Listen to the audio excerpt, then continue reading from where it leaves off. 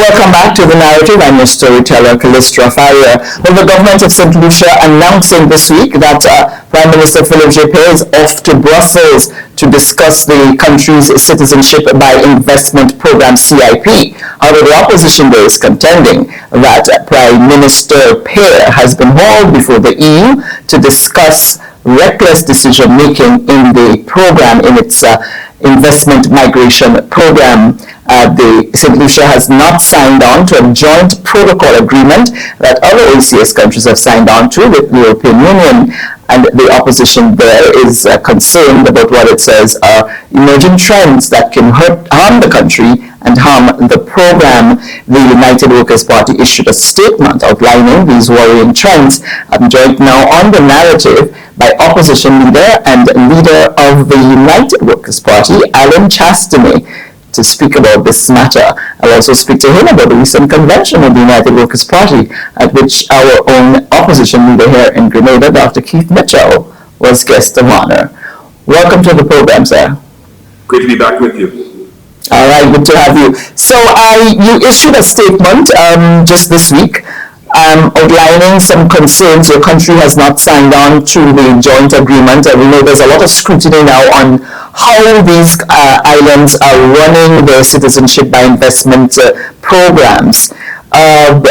You are contending that this is not just a regular meeting, that your Prime Minister is off to in Brussels, but that he's most likely going to get his wrist slapped over what you have described, your party and yourself have described as reckless decision-making. Have you been able to confirm why he went to Brussels since then? I'm pretty sure it's exactly for the reasons that we've said.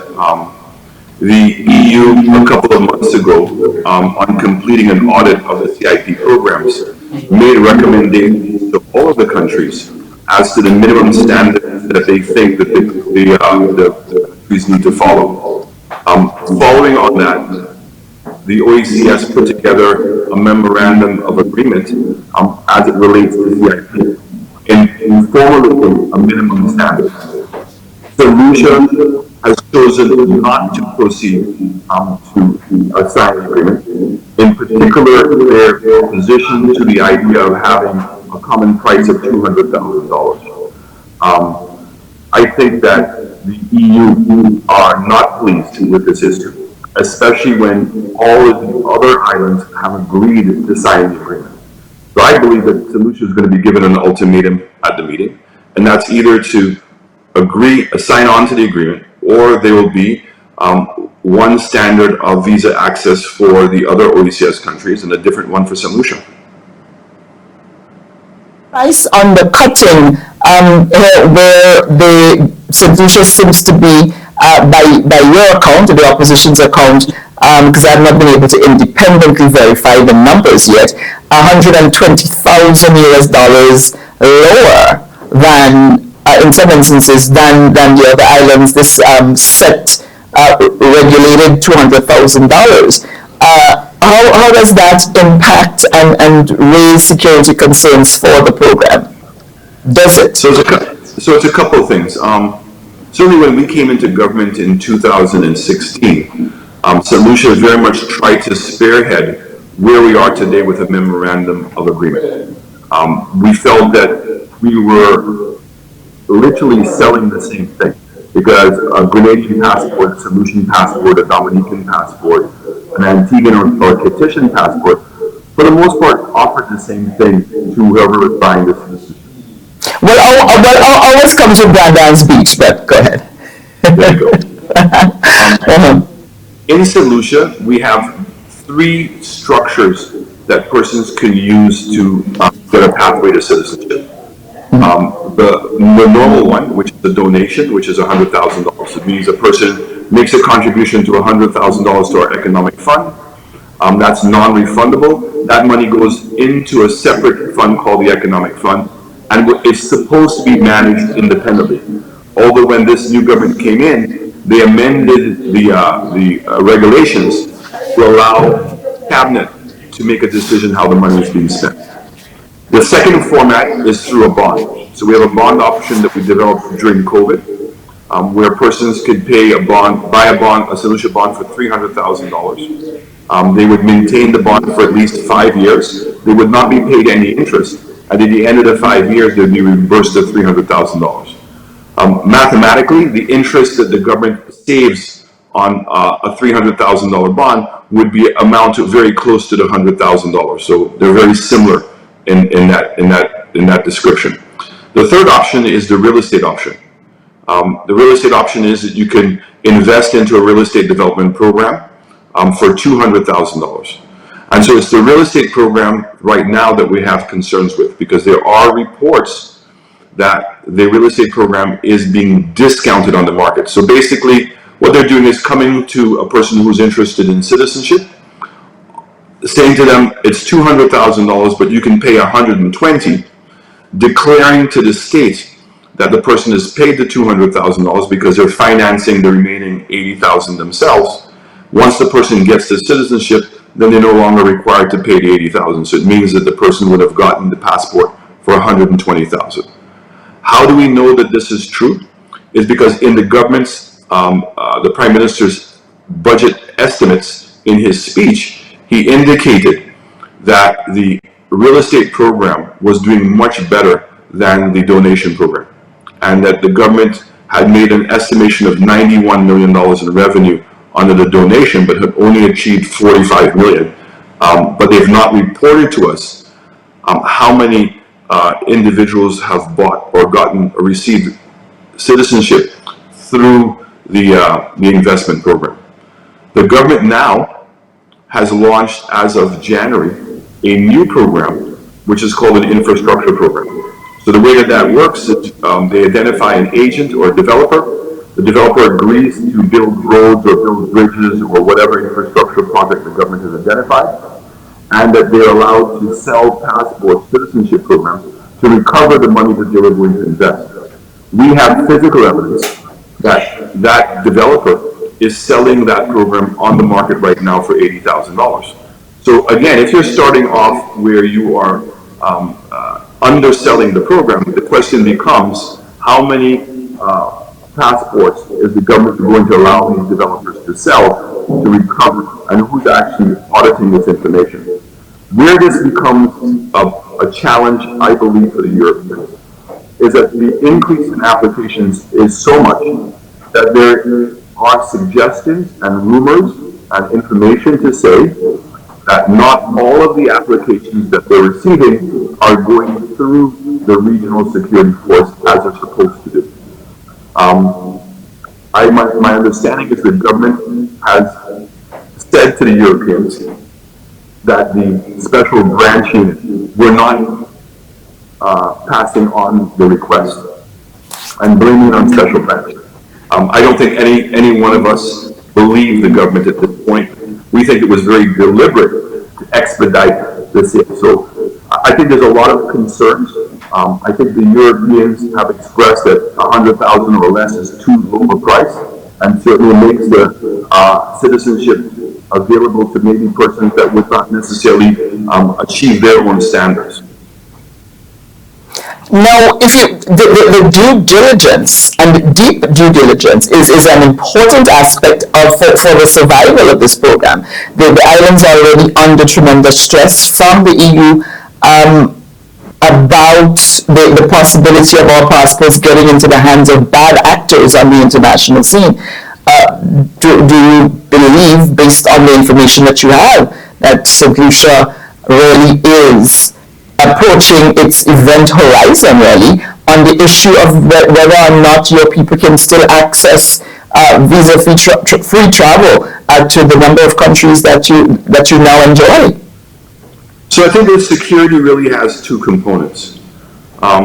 One, as an OECS and CARICOM member, because we have a treaty both at the OECS level, very robust, and then a little bit less robust at the CARICOM level, that we can travel to each other's countries and live in each other's countries.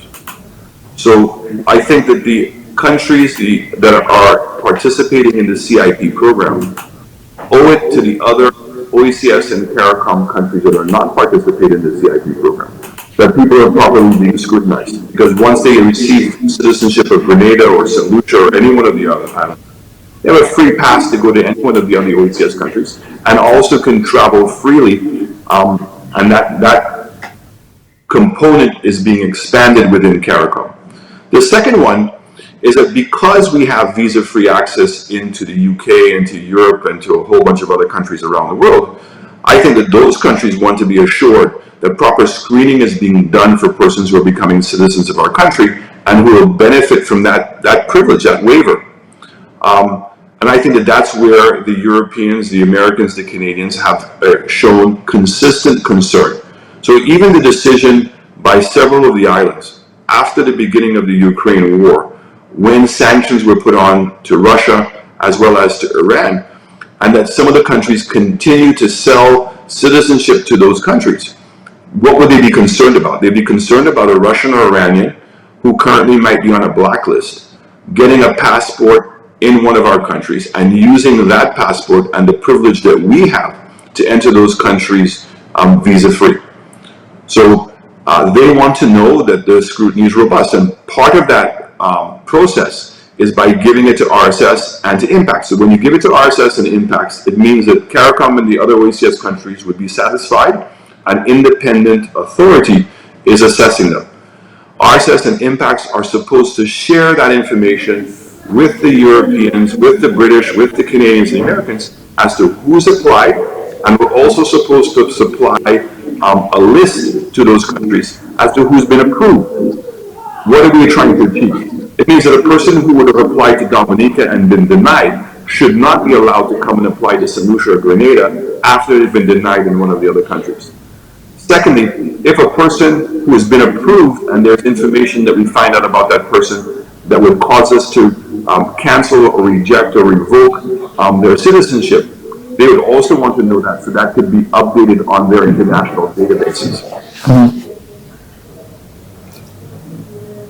So at this point, though, how sure are you? How strong is the evidence and the information that you have that St. Lucia is actually in breach of these security requirements for the CBI program? I'm very sure. We know that there's been a significant slowdown in the number of files that have been going. Some of the agents here have reported that the processing time has increased significantly.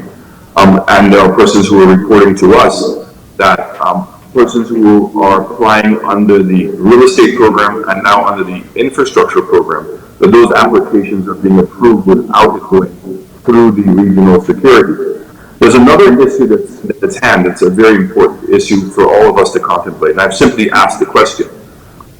If in fact that the legal price for our real estate program or the legal price for the infrastructure program is $200,000 for the real estate and $100,000 for the infrastructure program, and that we are able to prove that a person bought it for $120,000 or for $80,000, does that mean that you're now legally entitled to the citizenship? And is that citizenship potentially revocable because you did not pay the proper price? I think that the lawyers, the attorney general, and everyone who's selling these programs are going to have to answer that question for themselves. The opposition is certainly not making any threats, but the opposition certainly is bringing this to the attention of everyone because it could be a problem. If it has not followed the proper procurement guidelines that were set out, then is it a legal transaction? It's a very important question that we have to answer. But Minister Anson has said that one of the reasons why they have not signed on to the joint protocol is because St. Lucia has one of the strongest, one of the best due diligence programs among its peers, and that their program is on track. But what you are saying sounds unbelievably reckless, if in fact it is true. So I think that it used to be. I can certainly attest that when I was in government, and this is not about tit for tat, I think that St. Lucia ended up setting the standard for the due diligence. I think before I came in, I cannot say that many of the countries were going through the RSS and Impacts. In fact, I don't believe they were, because Impacts and RSS were, when I came in, weren't even understanding themselves what they were supposed to do. But I think that what Dr. Hilaire or the government here is saying is very offensive. In essence, what he's saying is that the other countries used to do the same thing. And other countries benefited from the discounting in the marketplace and now have evidence to show housing projects, to show road projects, and other forms of investment.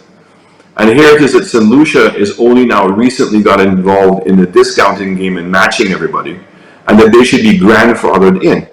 Now that's an absurd proposition, because the EU have been pushing, and the Europeans, the British, the Canadians, and the Americans have been pushing for some time that there be a common standard among everyone.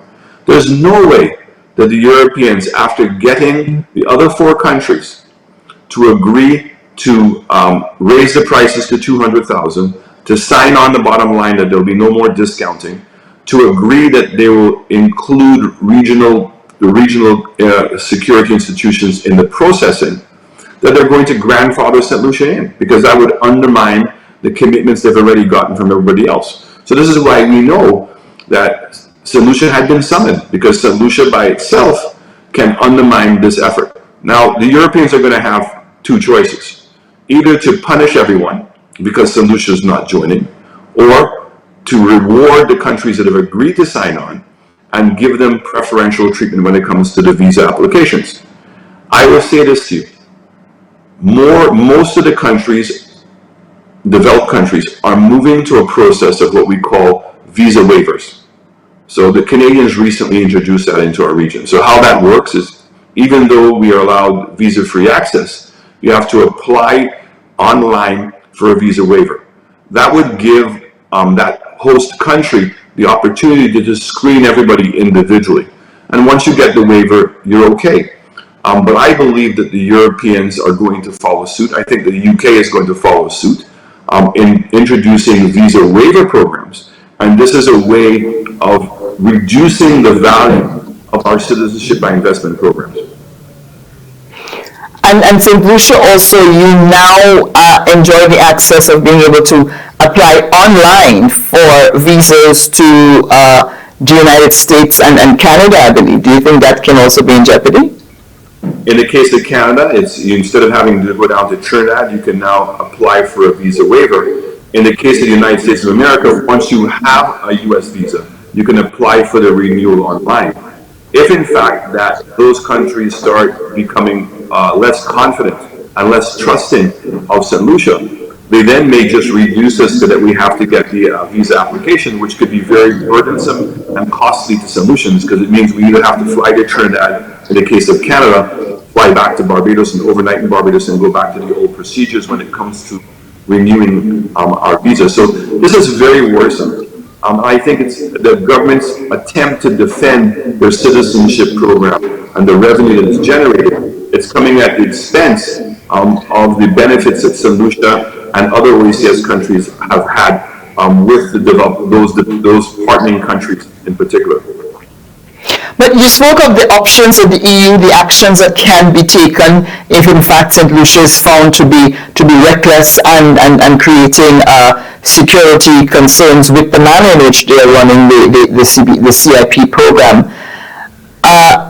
Do you believe that the option of punishing everyone is even possible?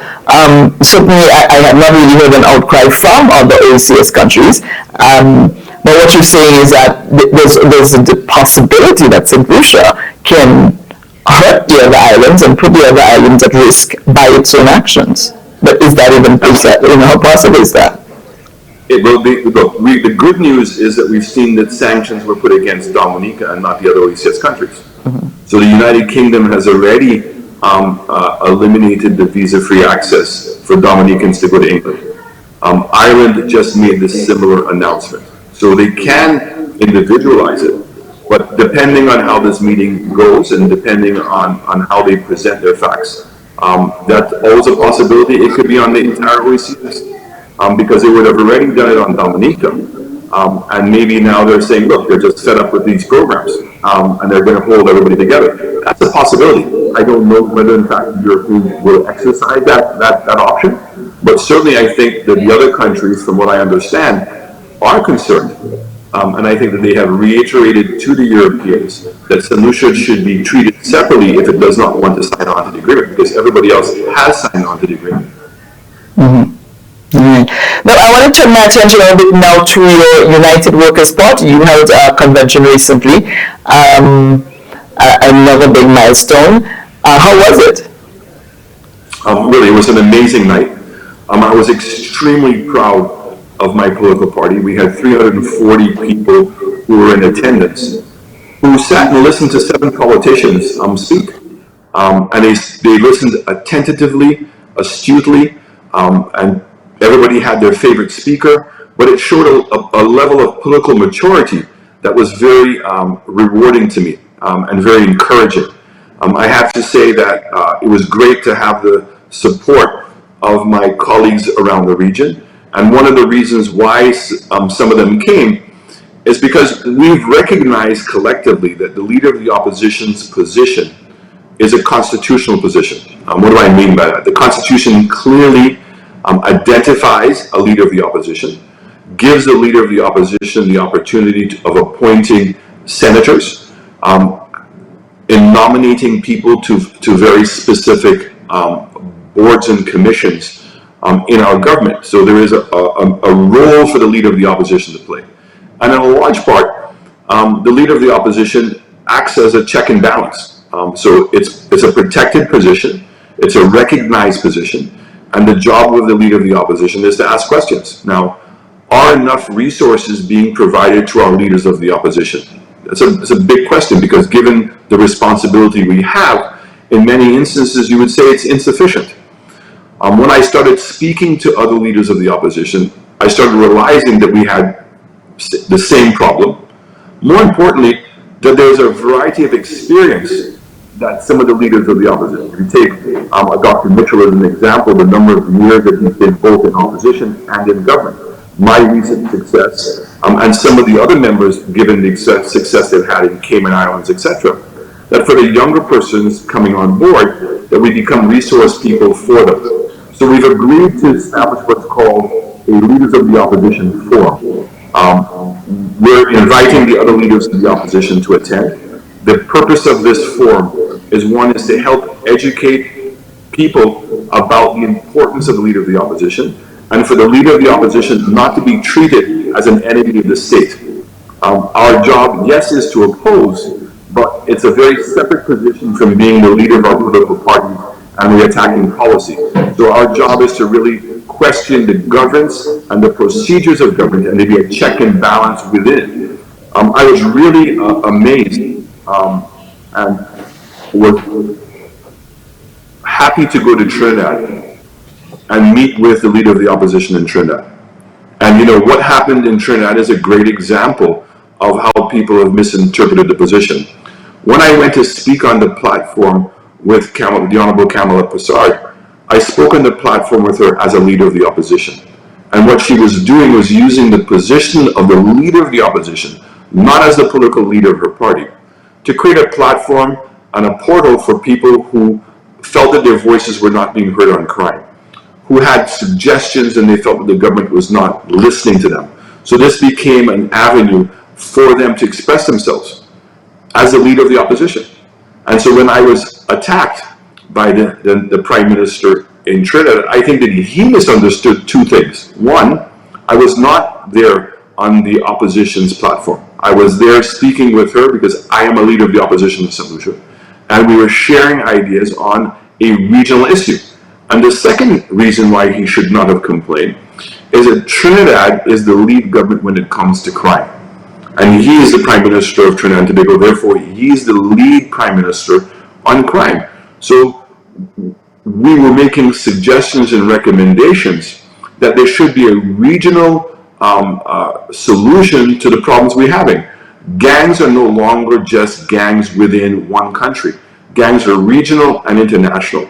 And there is a real need to have a regional police force, a force that where the best police officers from each one of our countries can go to. A police force that can gather intelligence on an international basis. And more importantly, help provide oversight both in terms of auditing and in support for our local police our police operations. And he's in an ideal position to do that. So we're not here to criticize any government when we're the leader of the oppositions. Our job is to look at processes, governance, and to make recommendations in strengthening our democracies and supporting our constitutions. And there's a very clear distinction. So I was really happy that we're going to get this this unit off the ground, the Leaders of the Opposition Forum. I think it's only going to go a long ways in strengthening the role of leaders of the opposition, strengthening our democracies, and having another checks and balance system in our countries. But you have to admit that the way the system is structured and these bitter campaigns that people go through, and then the structure of our parliaments and our governments, it's a fine line, and it's sometimes difficult to separate the political leader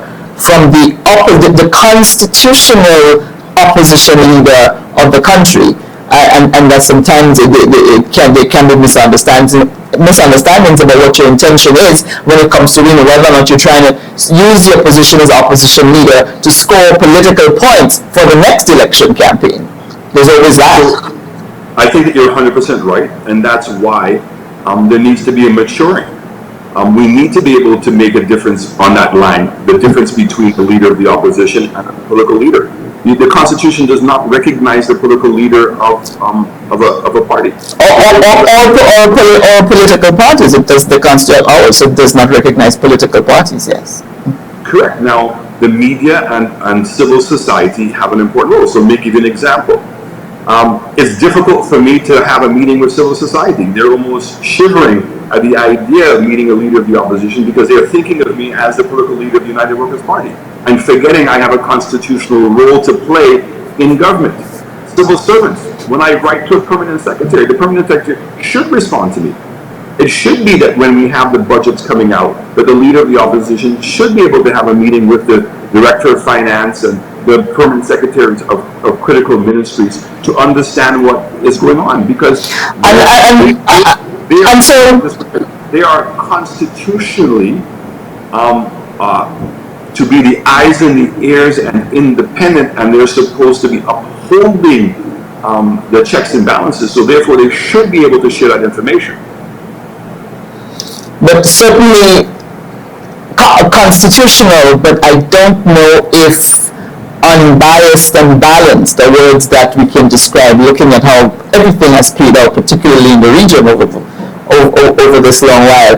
But we are running out of time, and I do want to ask you about before you ask me that question, can I just make one point, if you don't mind? Oh, yes, quickly though, because we are running out of time. Go ahead. The Prime Minister is a very different position than the leader of his party. And we recognize the authority that he has as a Prime Minister. He doesn't have the same authority as the leader of his political party. And this is why I'm saying that we have to come together to do a better job of educating everyone on the important role and the constitutional role the leader of the opposition plays. So I agree with you, that's not the perception now.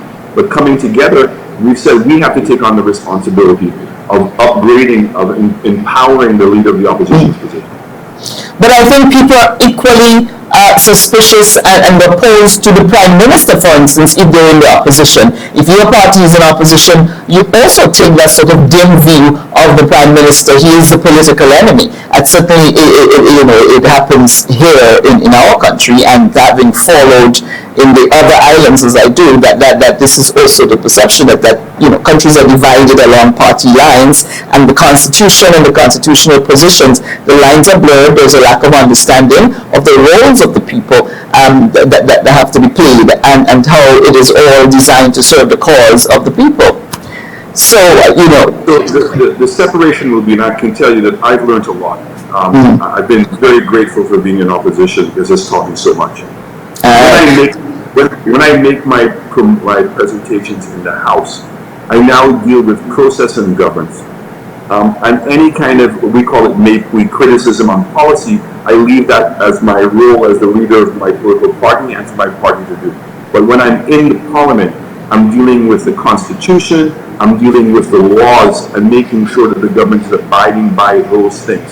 It's not my role as the leader of the opposition to question policy as much as it is to question process and to be a check and balance to make sure there's not an abuse of power. So, and in the governance system.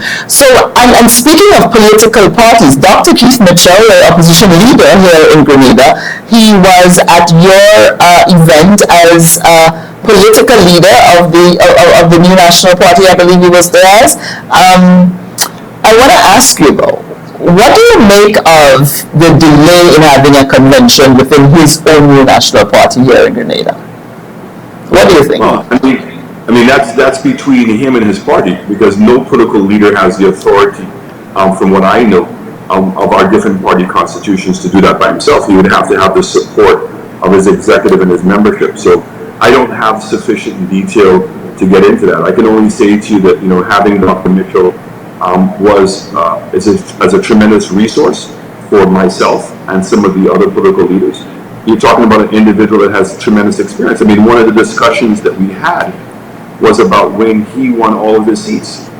And so how do we make sure, if you win all those seats, what should be the protocol for allowing an opposition? So the Constitution currently, as it's written, does not recognize a political party that may have participated in the elections unless they win a seat. So should we change that so that once you have a political party that's participating, even if they don't win all the seats, whoever got the majority of the popular vote in the opposition should then be treated officially as an opposition. This is when we talk about the maturing of our own constitutions. And I think that, Dr. Keith Mitchell's contribution in that conversation was very important. We have a situation in Barbados that has happened, and clearly it can happen again. Be a practice, certainly it would not be a practice of your United Workers' Party to go against what your party constitution says in terms of the timeline for your conventions. It would not be a practice of your party, would it? Sorry, can you repeat that question again? I'm saying it would not be and is not a practice of your United Workers' Party to delay conventions and to go against the stipulations in your party constitutions regarding the timeline for conventions, would it? No, that's not true. We have on several occasions come to our National Council and asked for a waiver of having a convention in a particular year or when it happens. And that's what I'm saying to you. The only way that you can do that is through the support of your membership. And in our case, it's the National Council, and we've done that many times. We've even waived the amount of time in between meetings building up to a convention. So look, your National Council is the supreme authority, or my National Council is the supreme authority of my party, and any changes can be done, but it can only be done with the majority of the National Council agreeing. So, and with the support of the executive and the National Council. Yeah. Correct. I want to thank you so much for joining me on The Narrative. It's a pleasure to have you, as always. Thank you so very much, Allan Chastanet, opposition leader in St. Lucia and political leader of the United Workers' Party. Thank you. Thank you. All right. This is The Narrative. I'm your storyteller, Callistra Farrier. Back in a moment.